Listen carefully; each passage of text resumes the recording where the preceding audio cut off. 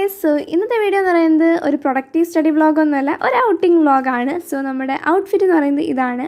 അപ്പോൾ ഒരു 3:30 ഒക്കെ ആയപ്പോഴാണ് നമ്മൾ ഔട്ടിങ്ങിനായിട്ട് റെഡി ആയത്, സെറ്റ് ടു ഗോ. സോ നമ്മൾ വയലിലോട്ടാണ് പോകുന്നത്. ഇതാണ് വയലിലെ കുറച്ച് കാഴ്ചകൾ എന്ന് പറയുന്നത്.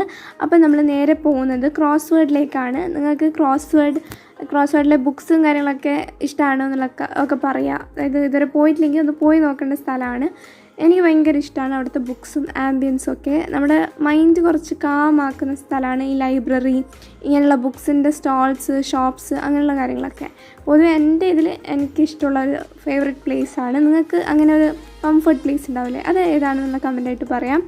അപ്പോൾ ഞാൻ അവിടെ പോയിട്ട് എനിക്ക് ഇഷ്ടപ്പെട്ട 2-3 ബുക്സൊക്കെ വായിച്ച് നോക്കി. അപ്പോഴത്തേക്ക് കുറച്ച് ടൈമായി.